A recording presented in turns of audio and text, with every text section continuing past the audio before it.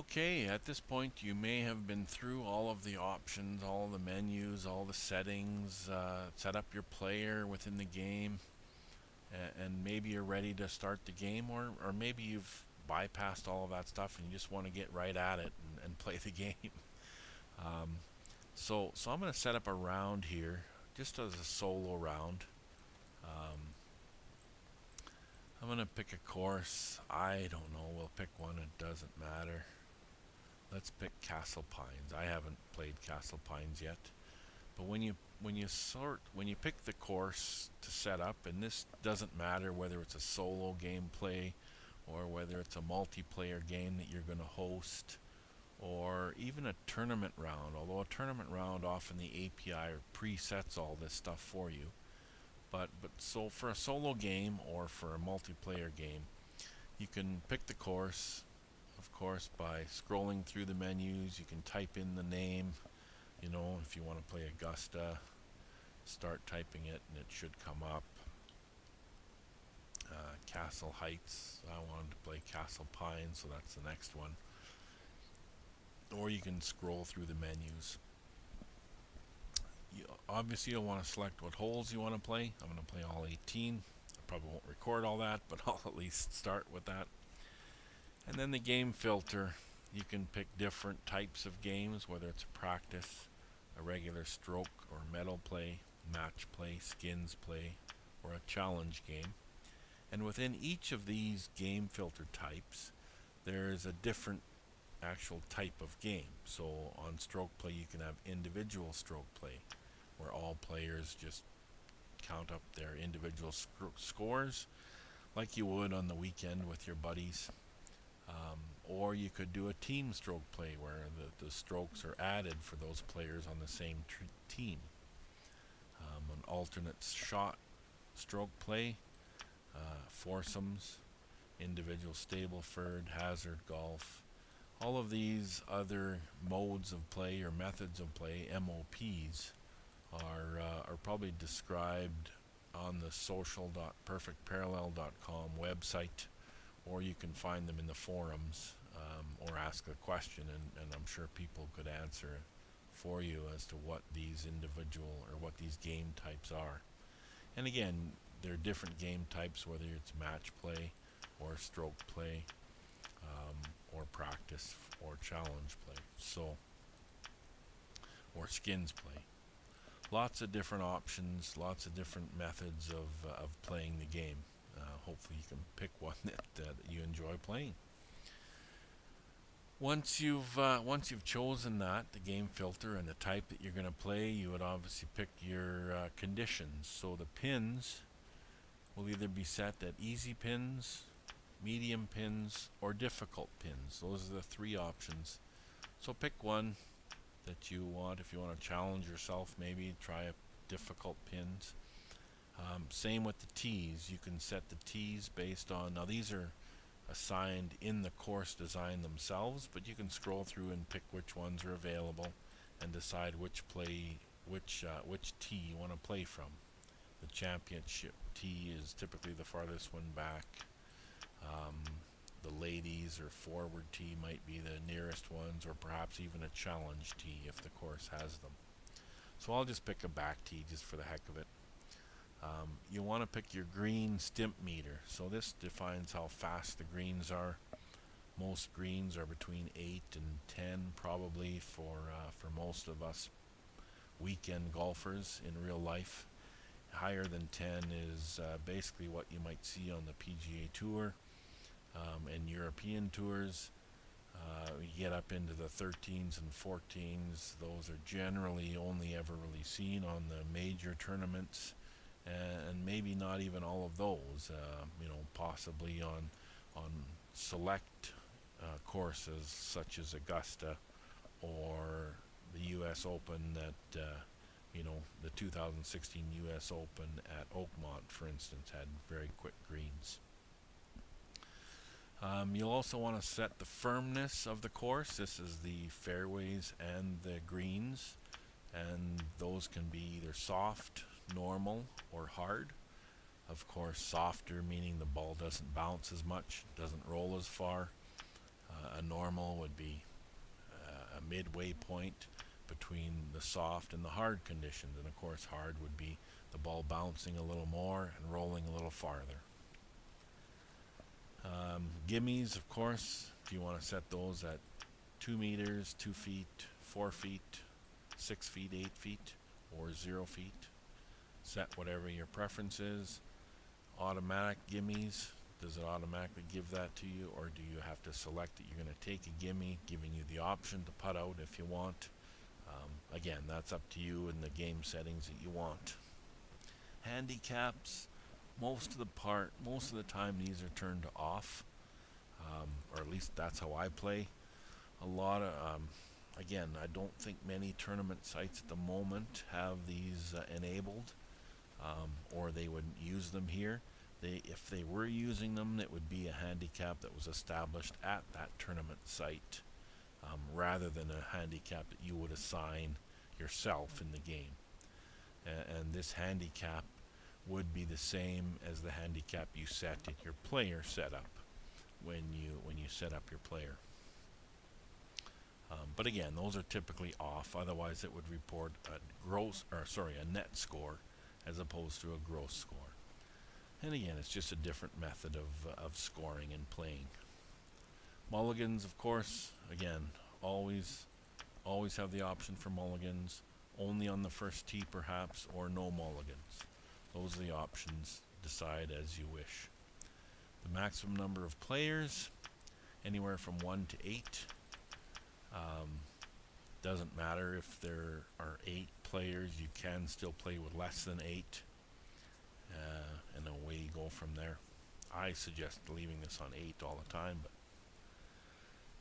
And the difficulty setting, if you set this to some setting, that means that everybody in that game will play at the hacker level, let's say, or at the beginner level. Mostly this is left at any, but sometimes you can set it, of course, so that people play all at the same difficulty level on the course. So once you've got those set, you can create the game. Brings you to this menu where you can add players.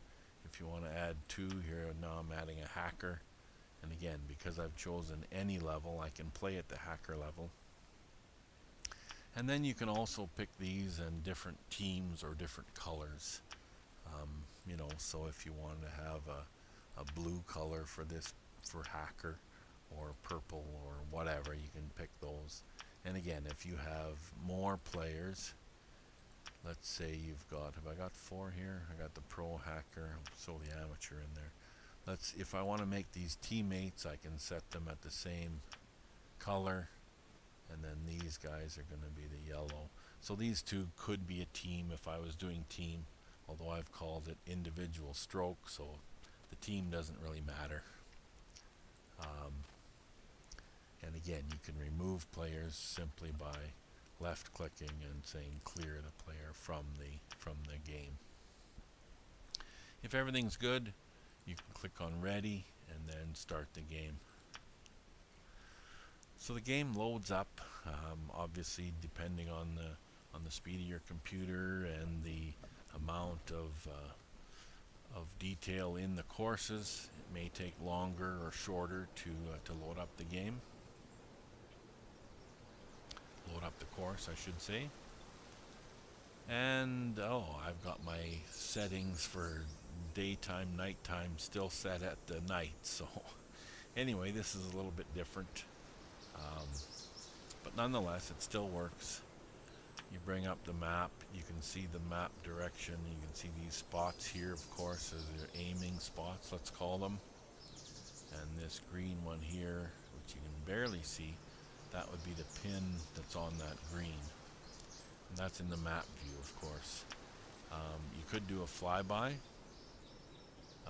I've got my settings changed a little bit, I think it was a little faster than normal, I'm not sure. But regardless, it flies by the hole to give you an idea of what you're up against when you're standing on the tee.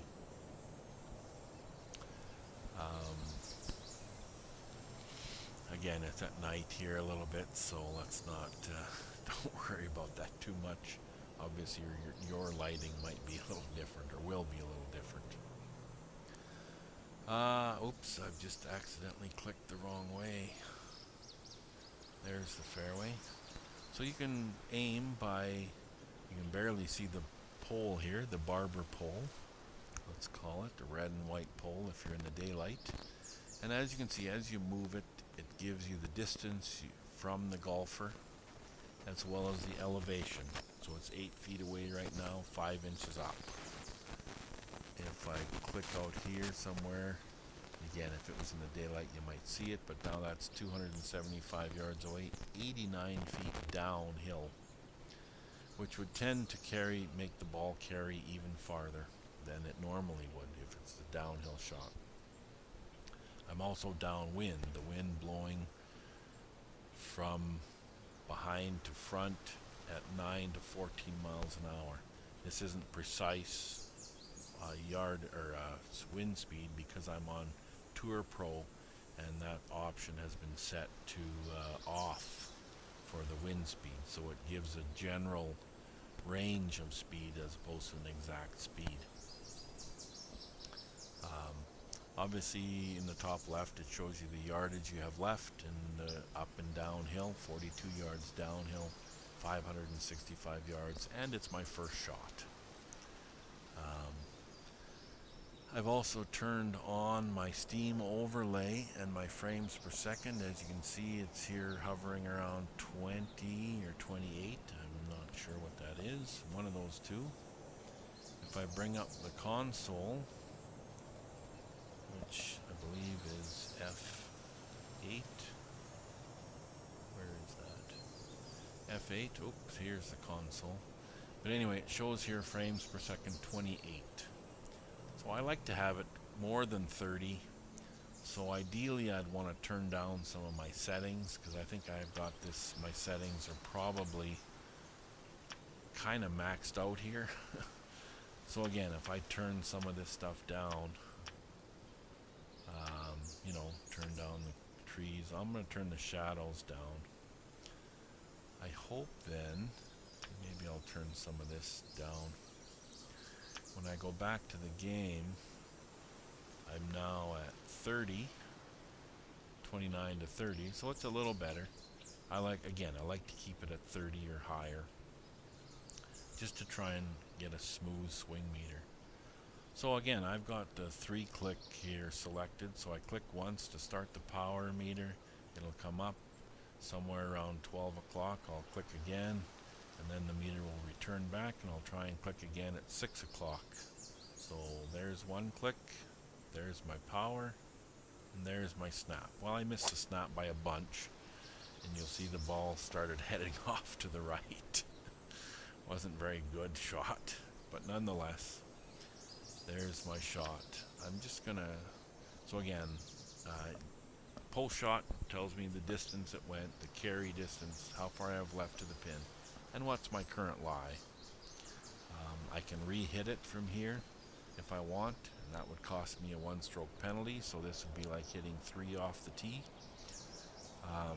Again, I chose replay here quickly just so I could stop it. So here's the reverse. I don't know if you can see the ball coming in. Eventually you might. I hope there it is. Bouncing into the rough. It looks like a terrible lie. So I might be just as well to re-hit.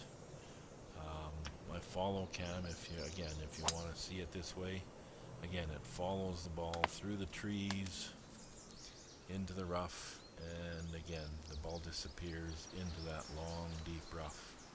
So I'm likely in big trouble here, but just for the heck of it, I'll continue and see where I'm at. Okay, so where I'm at here, I probably just want to pitch out to the fairway. That's about 90 yards out. I think that's in the middle of the fairway. It's hard to tell. I can also use the arrow keys, the right arrow and the left arrow, to move the aim point. Although this doesn't tell me exactly where I'm aiming versus aiming with the mouse, the left button on the mouse. And again, might also be able to aim in the top view, as you can see. So here I am back here in the bush, in the long stuff. To hit back out to the fairway, I probably want to go there, and as you can see, it's about 74 yards to the middle of the fairway, which would leave me, oh no, it tells me up in the top left corner there. It tells me I would have about 300 yards left to the flag. So, so again, maybe not my perfect shot, but let's try an 84-yard shot. So to make 84 yards, my 3-wood probably isn't the best club to use. So let's try probably a pitching wedge, or maybe even a 52-degree wedge. Yeah, I could even go with a 60-degree wedge. Gives me 93 yards carry on a full swing. I'm going to lose about 7%, so that's roughly 10%. I'm going to lose about 8 or 9 yards off of this, and I'm going to lose about 40% or 45% spin, which I'm not too concerned with at the moment. So if I go to 100% here, I'm likely going to go beyond 82, or it'll fly 82 yards and it'll carry out and run farther across the fairway, which would leave me a worse angle to the pin. So I probably want to go a little less than 100% on this. So I'm going to try for maybe about 80, 85, maybe 90%. Let's hope I do this better than my drive. Well, it's not a lot better, a little bit better. But at least now it comes out, and hopefully I'm back to the fairway. I'll be ready quick on my post shot. Oh, must be rolling down the fairway, I'm hoping. It's taking a while to finish. Let's do a follow replay on that just to see where it ends up. The one thing nice about playing in the dark is that you can really see the ball usually pretty well. So as you can see, it did roll through the fairway, but even with the power that I hit it, it rolled too far. Not too far, but it rolled far enough where the green is now mostly hidden for my next shot.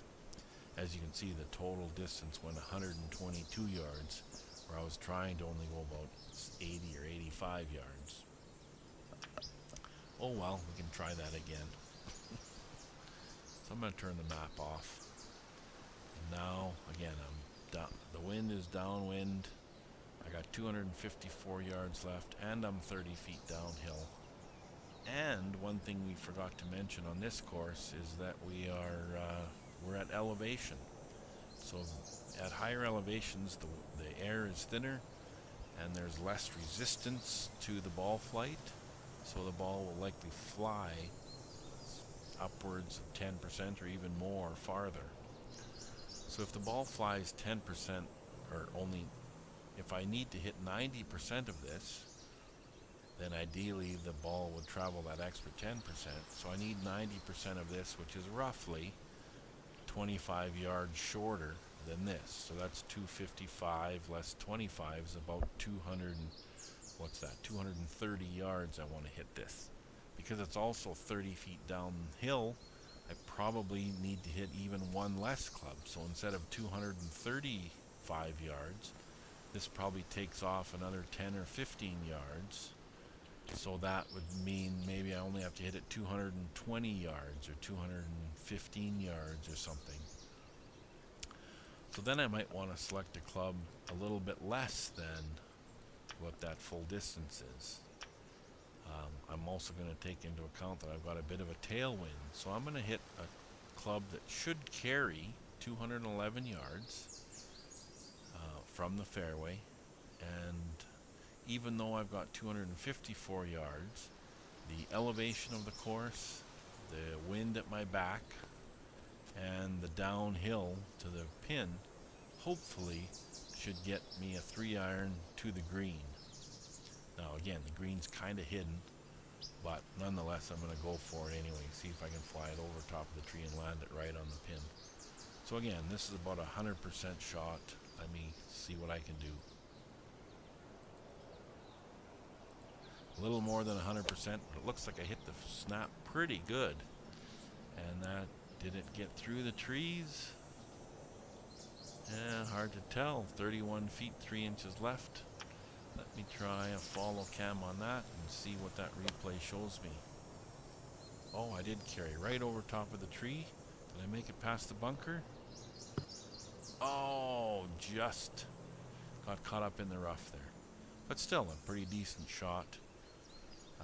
My guess of, I only hit a club that carried 211, even though the pin was 255 yards away, and still was only 30 feet short or 10 yards short.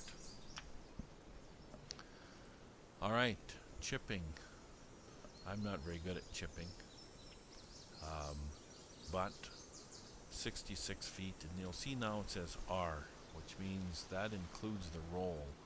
So this is going to be the carry plus the roll of the chip should go at 100% on a flat lie. On a normal speed green should go 66 feet. I can't remember what speed the green was that I selected, but it should be here in the settings. The stimp meter 14. Okay, so it's a really fast green, which tells me this is the return button, by the way, or resume round. Either one will do the same.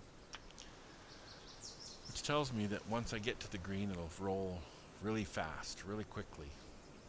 Because I've got 31 feet, that's about half of 66. It's a little bit uphill. 31 feet, the pin is up, so I should add a little bit more. So maybe I want to go 60% or 55% of power. But then because the green is fast, it'll likely roll out farther, so I probably want to go even a little less than that to account for that additional speed, so perhaps 45%. So I don't know exactly where that is, but I'm guessing somewhere around here. So let me see if I can hit that snap and see what result I get. Oh, way too far. Now, even though I hit it far, you'll see it went up and just ran right back down into the rough. So let me try that again. Again, aiming with either the barber pole or the arrow keys. I don't have the grid turned on, but you can turn it on if you like to help you decide what the ball's going to do. As you can see, it's sloping from right to left, so chances are the ball's going to come out with that same right to left pattern or flight, if a chip has flight. Once I get to the green, let me turn that grid on again. You'll see that the ball will slowly, or there's a slight break from right to left by the movement of these white dots. They're not moving very quickly, which tells me that it's fairly flat, but there is a small slope that goes toward the left. These faster moving beads on the lines tell me that the slope is much more severe. So again, I'm going to aim a little bit to the right of the pin because of that slope. And now this is only 15 feet, 32 feet. I'm going to use the shot shaper to hit a little higher shot, or a lot higher shot if I can. And 15 feet is maybe a quarter of this, a little more. It's uphill by a bit, so I'm going to hit it a little higher as well, so maybe a third, or not quite a half, I hope, of that distance. Well, I don't know if that's much better. Well, slightly, not very much. So from here, because I'm a poor chipper, I'm probably just going to putt this. It's mostly it's just on the fringe here of the fairway. The fairway is going to take a little bit out of it. It's only 8 feet away. I find that's easier to putt from there than to try and chip it just 8 feet. I'm sure that's probably, well, because I didn't get it quite up there, now I've got 12 feet left. So now I might be forced into chipping again. Did I mention I'm not very good at this game? Okay, we're going to hit it past, and as you can see, the ball is going to run away a long way away. So chipping is, again, it's a skill that you have to practice and learn. just like driving the ball, just like putting the ball. Um, I generally don't use the grids. I don't like how they look. As you can see, this is going to the right. I generally don't use a brake line indicator. I've got it turned off for this player. But there it is, 33 feet, 3 inches downhill. I don't know on fast greens, I'm guessing about there.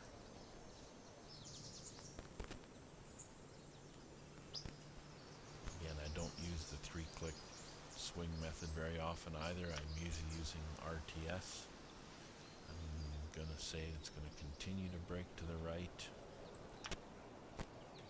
Just a little bit.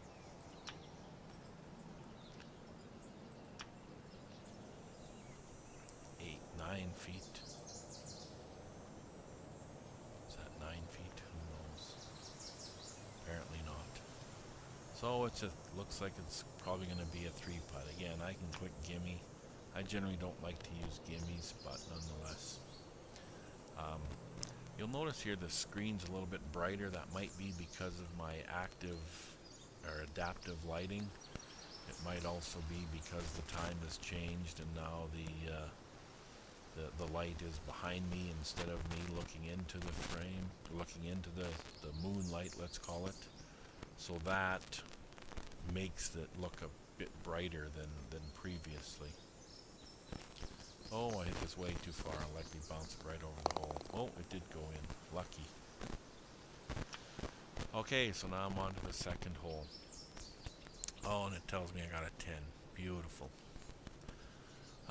Some of the options, if you recall from the game, or the game controls, was an F2, which shows you the green. I just pressed F2 and it shows me a view of the green.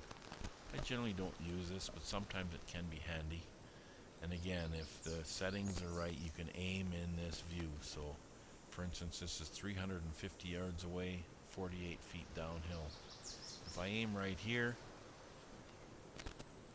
is it F2 takes me back? Yeah. So now I must be aimed right at the pin, from what I understand. So again, I've got as you can see, it's a bit of a tricky shot, because I've got to carry this, looks like a waist area, and this bunker to get to the pin. And in direct line with that, there's probably some trees over here. So I'm a little, you can also aim just in the top view, like I say. Be aggressive, go right for the green, or you can choose a more conservative approach. But anyway, so that option of F2 is my default control. Shows me the green. F3 shows me, it looks like a flight to the aim points on the green. So again, this is from the blue dot on the tee through this blue dot, and actually it looks like it even goes a little further. Perhaps this is showing me, and I'm not certain because I don't use this view, this camera, but maybe because I've got a driver, it shows me that my driver will end up somewhere in this area, perhaps down in here. Let me try a different club to see if it makes a difference. If I choose a 9-iron, now if I hit F3, yes, F3 only shows me roughly where the 9-iron will land. So again, this probably doesn't take into account the wind or the downhill, things like that. So it looks like I could hit a 9-iron and probably be somewhere in this area, 190 yards-ish, leaving me 170 yards into the green. Again, that's complete. That gives you some information just using that F3 camera to tell you roughly where your shot will land based on the club that you have selected. So that's F3. If we go back to the tee here, I don't know, does F4? F4 doesn't seem to do anything. Maybe it wasn't in the controls. F5 is the free camera, which allows you to move. If you move the mouse, you can see I'm basically looking around, for lack of a better word. So this allows me to change the view direction of the camera. If I use the W, A, S, and D keys, I can move the camera forward, and I can even scan out the entire hole by doing so. And again, I'm moving the mouse a little bit to control it, and I'm using the W key to go forward. I can use the A, S key, sorry, to go backwards. The A key to pan to the left, the D key to pan to the right. And again, I can move in whichever direction I'm looking. As you can see now, I'm looking back to the golfer. It's a little bit finicky, but I'm not very adept at it. So now if I press F5, again, it freezes that, and now I can shoot from this perspective. So I'm not going to hit an 8-iron. I'm going to be a little more aggressive and hit a 7-iron. I don't know exactly where this is going to land, but I hope it'll be somewhere still in the fairway. So I'm going to try and hit a 7-iron, 100%. And again, from this angle now, I'm looking at it from a slightly different perspective. And as you can see, there goes the ball. It's kind of a neat view. And again, that was with the F5 key. F5 allowed me to change the location and viewing direction of the camera.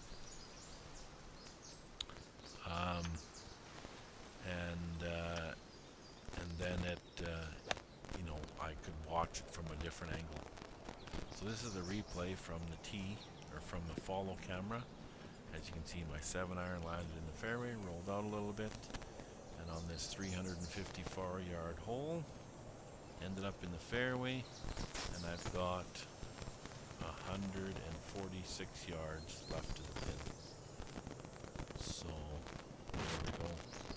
So again, F5 camera allows you to change the position. If you press F5 again, WASD keys to move the camera. I believe the arrow keys also do the same thing. Yes, they do. So the arrow keys, and you can also look up. So if you wanted to see the sky and the Milky Way or whatever that is, all the stars, you might even see a moon somewhere. Oh, there it is, peeking behind the tree. Wow, look at that. Whoops. I don't know how close we can get to the moon. Don't know that I want to get that close. Okay, where's my golfer now? When you get yourself lost with the F5, you can, again, press F5 a second time. We'll set the camera, and you could swing from here. Or if you press F5 a third time, it takes you back to your default camera angle, such that you can play the shot like you normally would. So for 146 yards, a little bit downhill, a little bit downwind, and again, remember we're at elevation here, so the ball's going to fly a little farther. I'm going to probably play from 146 yard. I'm going to try a 127 yard club that would carry 127. I'm hoping that will carry me past the bunker. As you can see, it's only 115 yards to carry the bunker. And it's only 146 to the flag. So 127, if all things were the same, would land short of the green. But because of my extra distance, I'm thinking it's going to land at about 136, 140 yards-ish. And hopefully it will roll out those last 6 yards and leave me a relatively, hopefully, easy birdie putt. Now, of course, I got to make a good swing at it first, so let's see what I can do. Not too bad, a little bit off to the right. This might even catch the bunker because I missed it right. Yeah, hard to say. 41 feet. So it went 144 yards, which wasn't too far from 146. Carried 140, but I'm 41 feet to the pin in the rough. Wasn't it 146? Where'd this ball actually go? Am I way long? Oh no, I'm off to the right. So I did miss it to the right, and then the ball kicked way to the right, down the hill a bit. Okay, so now I'm on an uphill, 41 feet. I'm assuming that this will be, yeah, uphill. The wind's pushing a slight bit to the right. I'm going to aim a tiny bit to the left. If I turn on the grid, I can see what the ground's doing. I'm basically at the top of a hill here. So I don't think it's going to jump left or right as I hit the ball. But because it's 41 feet away, 5 feet uphill, I'm going to hit this mostly at 100% on this, I think. Well, I didn't hit the snap very well. Looks like I left it short. 20 feet short. Okay. Making a guess here. That's probably going to be too far. Oh, it's maybe not bad. 3 feet away. So again, the lighting's a little bit different because now the moon, in this case, is behind me. So again, kind of neat views at night when you're playing as opposed to in the day. And there's a second hole. So that is essentially a summary and roundup of the gameplay. Again, I think I mentioned it in other segments. By clicking this off, I can now take practice swings. Basically, I haven't addressed the ball. It actually gives me the information that is from the range a little bit in terms of the power and where my snap is. So here's a fast swing, 120%, but I missed the snap. Here's a slow one. I missed the snap even worse. But again, I can practice all of these swings, try and get the timing down a little bit, and hopefully end up with a good shot once I do finally go back and readdress the ball by clicking this yellow on. And then with my practice swings underway, I can go ahead and hit the ball. I think I mentioned before too the shot shaper. If you want, I can go to the right, and here, let me turn on the game. Let me turn on the full tracer. Because now what this will do is it can show you here that I'm going to hit the hook. As long as I hit reasonably, that might not hook much because I missed the snap here so bad. As you can see, it goes off to the right there. But let's try that again. Re-hit. It defaults back to the normal position, so you'll need to reselect this every time you choose it. Now that might go a little bit to the left. Again, I missed this to the right here, so it's going to want to tend to push it, fade it. So that didn't do the best.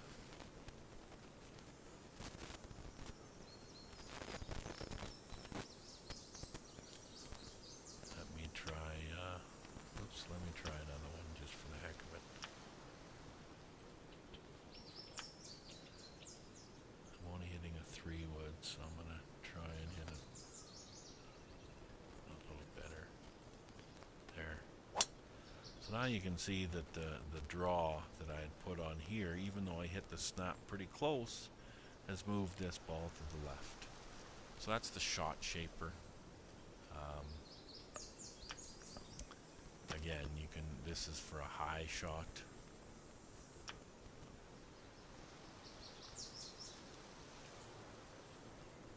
So this should go higher than the previous ones did. I think it did. I didn't put the draw on in the shot shaper, but I did it, I guess, with this hit here. I should have enabled mulligans, but I'm already on the 9th stroke here, but whatever, doesn't matter. Again, if I want to hit a low draw, I can pick down there, and provided I hit the snap, which I didn't, should promote a low draw, but at least you see a lower ball flight here. It's just barely above the height of the trees here, where the other one, the high one, was well above the trees. I don't know if I can do this. Well, I'll try. There. Again, a low draw.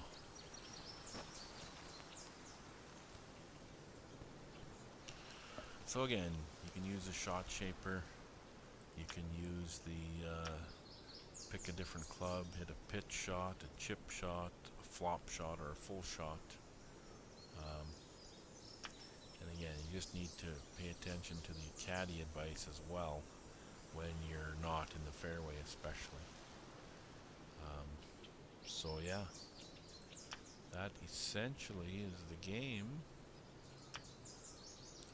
I'm going to, let's see if a 93-yarder will get there. Probably not. But you never know. Looks like I left it short in the bunker. It's in the sand. But only 28 feet short, 30 feet short, or 10 yards. In the bunker you can see here, if you click early, it's a fat shot, which will often leave the ball in the bunker. If you click a little bit late, it's a thin shot, i.e. you'll pick it clean, scull the ball, either hit it into the bank or possibly well over the green. Again, this is a 39-yard carry. I'm only 28 feet from the pin, which is less than a third, so I don't know, that's probably too far, but here's a thin shot, so you'll likely see that this will go far. I'm 39 feet past the hole, total of 66 feet. So let me try it again. Let's hit a fat shot. So that, okay, it got out, but I'm only 7 feet away now. The only reason I got out is because my swing was so much more power than what I actually needed. Because the power I needed was only, I forget what the distance was, but I hit it way too, the power was almost back here to 50%. Yeah, I'm only 28 feet, I only need a third, so 30%. That's going to be probably far too, because again, I hit too much power and I hit it thin. Again, I'm 31 feet past. Let's see if I can actually make this shot. Ooh, that's quick. I don't think I can. Yeah, okay, I got lucky there. Just got out.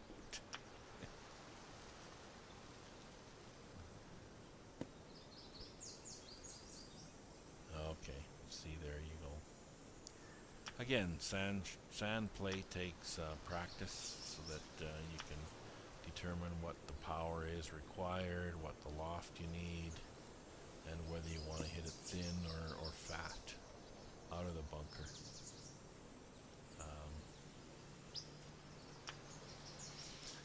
So that's like I say, in a nutshell, that's kind of the gameplay.